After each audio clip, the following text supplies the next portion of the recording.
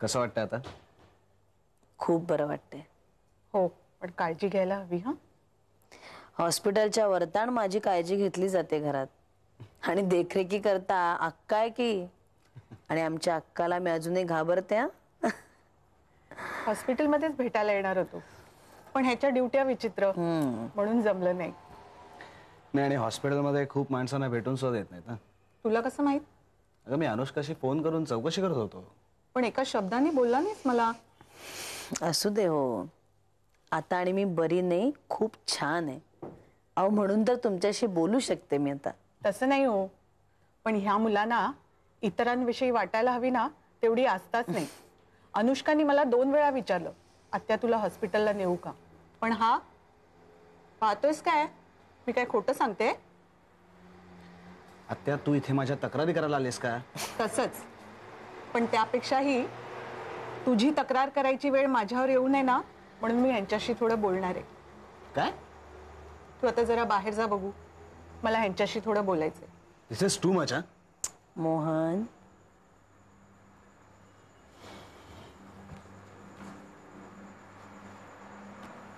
बोला. एक गोष्ट माझ्या लक्षात आली, तुमच्याही आली असावी. अनुष्का आणि मोहन एकमेकात गुंतत चाललेत. पण मोहनच नाही, मी देखील अनुष्कामध्ये गुंतत चालली. खूप आवडते ती मला. तुमची संमती असेल तर. अहो, आता माझ्या संमतीचा प्रश्न येतोच कुठे. पण मला तिच्या वडिलांशी बोलायला लागेल. मी अनुशीही बोलून घेते आणि मग मी तुम्हाला सावकाश, तशी घाई नाहीये. पण काही गोष्टी वेळच्या वेळी घडल्या की चांगल्या, नाही का?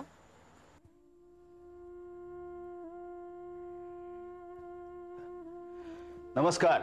अरे बसा बसा बसा. काय आज सकाळी अचानक? नाही, रेश्माची अर्जंट मीटिंग होती म्हणून ती ऑफिसला गेली. मला माहिती आहे. ती घरी नाहीये म्हणूनच आम्ही आलो. तुमच्याशी जरा बोलायचं होतं. काही खास? हो, तसं खासच आहे. म्हणजे सांगताना आम्हाला आनंद होतोय असं नाही, पण निर्णय घेणं भागच आहे म्हणून.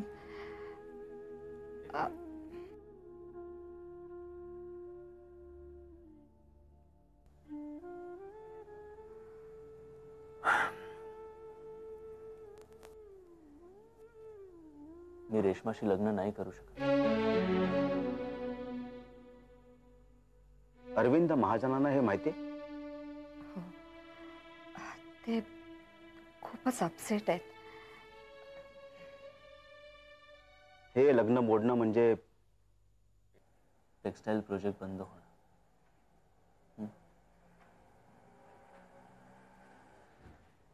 आम्हाला कल्पना आहे त्याची.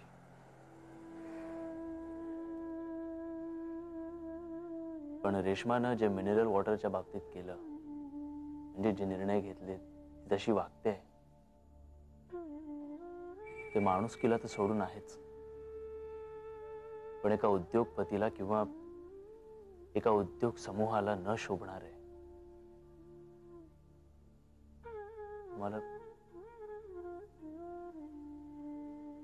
तुम्हाला कळतंय ना मी काय म्हणतोय ते?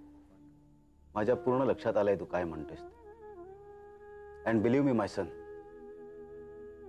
तुझा निर्णय अतिशय योग्य आहे. आता तुझ्या जागी मी असतो तर कदाचित मीही हाच निर्णय घेतला असता.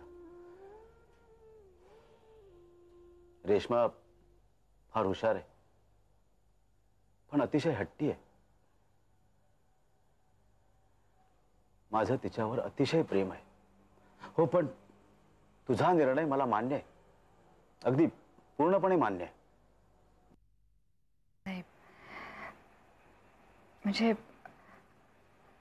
आमच्याकडून कुणाला काही कळणार नाही, पण या निर्णयाचे परिणाम दोन्ही कुटुंबाला भोगावे लागणार आहेत. पण त्याला इलाज नाहीये वहिनी, त्याला इलाज नाहीये. हा, आता याची कुठेही वाच्यता होणार नाही किंवा हे लग्न का मोडलं याची कारणं जगजाहीर होणार नाहीत, एवढी तुम्ही काळजी घ्या. I am sorry.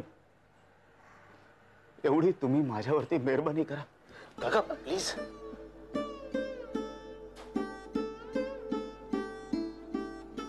प्लीज.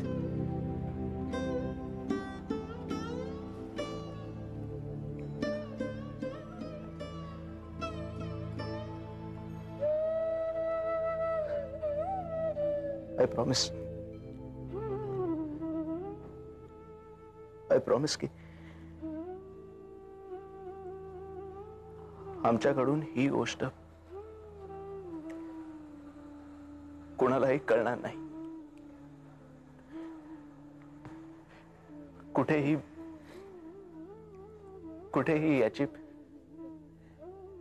याची वाच्यता होणार नाही.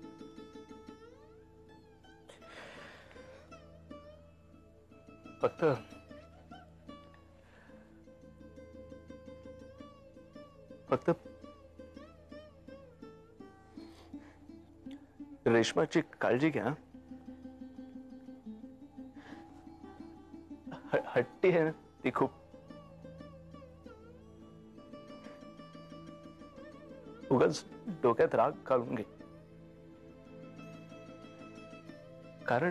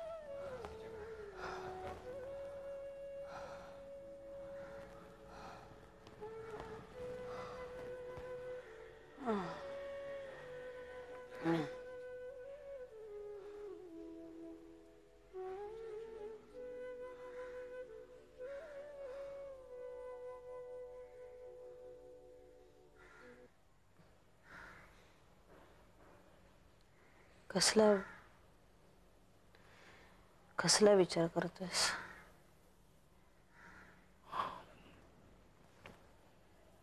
तुला ऑपरेशन थिएटर मध्ये नेला ना तेव्हाचा. कशाला?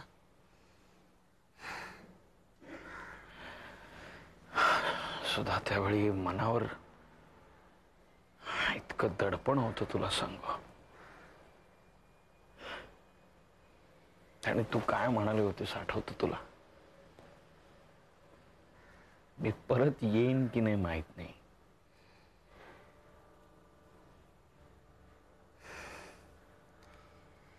खरंच तेव्हा मला तसं वाटलं.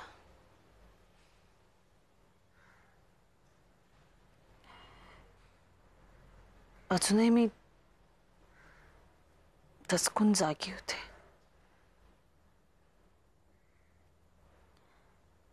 मी जिवंत आहे हे बघितल्यावर मॅड.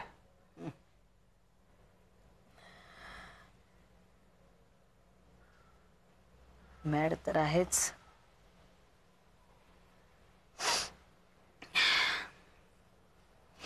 शरद,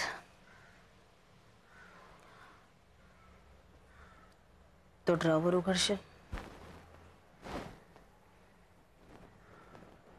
कशाला? उघड तर. त्याच्यात एक प्लास्टिकचा फोल्डर आहे, तो घेऊन ये.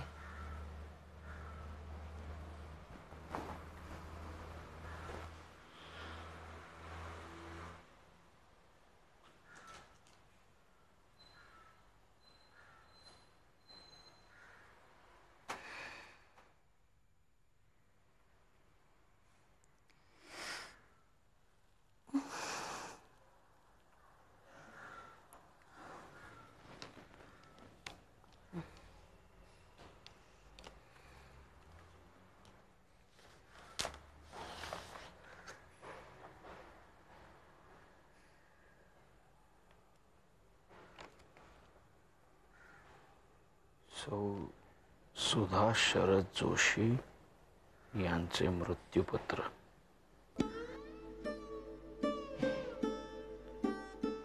पुढच्या सोमवारी ऑपरेशन झाल्यानंतर मी दुर्दैवाने हयात न राहिल्यास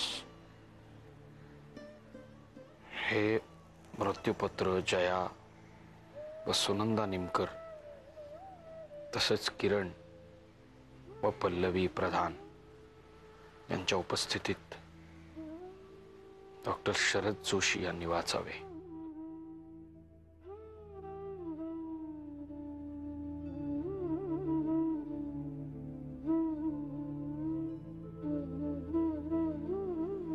माझ्या मृत्यूनंतर माझी सर्व संपत्ती, माझ्या 3 मुली, माझे पती शरद जोशी आणि अक्का सुषमा यांच्यात समान वाटण्यात यावी. याशिवाय माझ्या मालमत्तेवर कुणाचाही अधिकार असणार नाही. आपली विश्वासू सुधाच.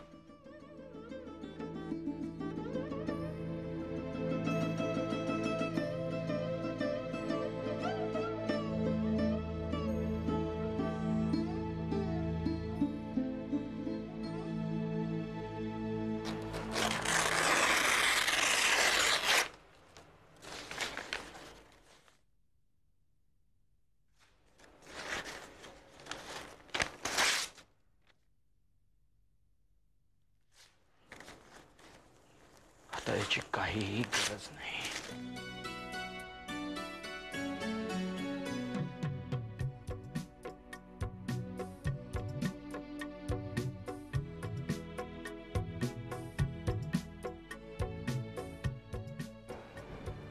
तू नुसती मॅड नाहीस, अल्टिमेट आहेस. आणि म्हणून तर मला आवडतेस.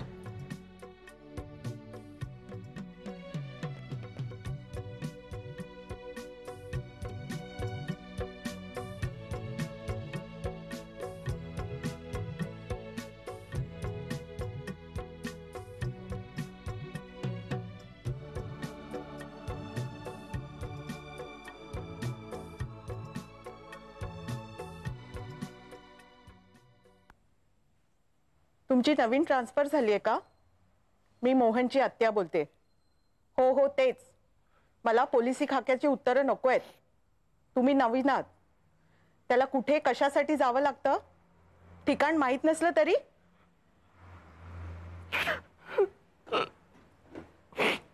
रडायला काय झालं? अगं त्याचं डिपार्टमेंट हे असंच. आणि मला हे काही नवीन नाहीये. तुम्हाला नवीन नसेल आत्या, पण मला तर नवीन आहे ना. मोहननी इतके दिवस कधीच वाट बघायला लावली नाही. तू कुठेही असला तरी निदान त्याचा एक फोन आला तरी. चला चहा करते. तू काही खाणार आहेस का? अगं असं उपाशी राहून कसं चालेल? देहधर्म कोणाला चुकले आहेत का? आता माझंच बघ ना, मला एकटीला किती लागतं. पण नाही, झोप येते, भूक लागते. अगं उपास केला ना की कलकलून जीव घाबरा होतो. आणि त्यातून हा मोहन जीव टांगणीला लावतो. त्या मला खरंच काही नकोय. मला काय वाटतंय ना ते धड सांगताही येत नाहीये. बरं, घरी कोणाशी बोलायला गेलं तर ते सगळे फक्त माझी फिरकी घेतात.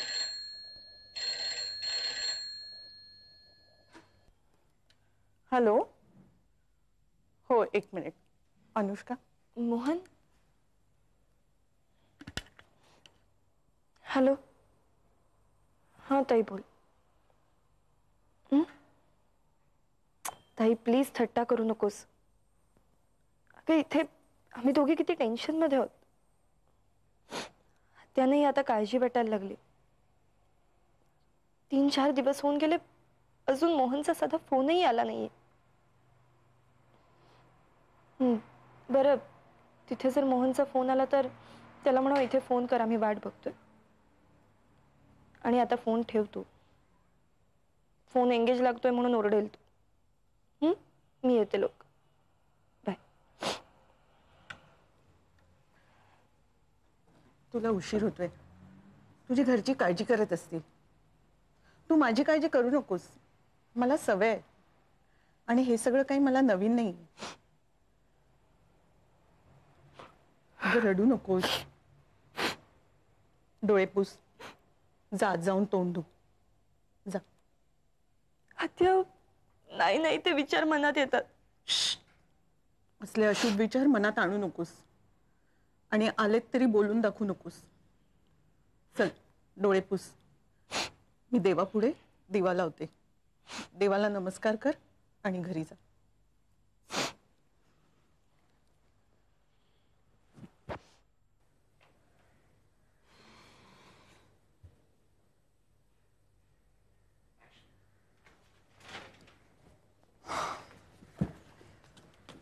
सॉरी, जरा उशीरच झाला. नाही ठीक आहे, फारसा नाही, अर्धा तासच. अगं एवढं ट्रॅफिक होतं ना. ते तर काय हल्ली कुठेही कुठल्याही कारणाशिवाय असतं. काही घेणार? No thanks. अगं दुपारी मी आरोग्यमंत्र्यांना भेटले. खूप शिव्या शाप दिले असतील ना मला? तुला? कशाला? माझ्यामुळे मंत्रीपद गेलं त्यांचं. अरे, उलट त्यांनीच मला एक सनसनाटी बातमी दिली. आणि हे आकांक्षा जोशीला सांग असं म्हणाले. रिअली? आय डोंट बिलीव्ह दिस. पण मग तुम्ही मला फोन केला होता तेव्हाच का नाही बोललात? अगं मी तुला चेंबरमधूनच फोन केला होता. आणि फोनवर सांगण्यासारखी ही बातमी नाहीये. अच्छा. मुख्यमंत्री थोरातांचा मुलगा MBBSच्या शेवटच्या वर्षाला होता. हो, माझ्या मुलाचे मार्क वाढवून त्याला पास करा असा त्यांनीच आईला फोन केला होता. आई तर एवढी संतापली होती ना. आई कशी आहे आता? बरी आहे. थोरातांच्या मुलाला मार्क वाढवून पास केलंय. काय? आणि हे आरोग्यमंत्र्यांनी मला सांगायला सांगितलंय? अच्छा अच्छा, म्हणजे माझ्या करवी आरोग्यमंत्री थोरातांचा काटा काढायला पाहतायत. Sharp, very sharp. पण मला प्रूफ लागेल. त्याच्याशिवाय मी ही बातमी छापू शकत नाही. थोरातांच्या मुलाच्या मार्कलिस्टची झेरॉक्स पुरेल? पुरेल, पण लवकर. You will get it. मी कळवते तुला.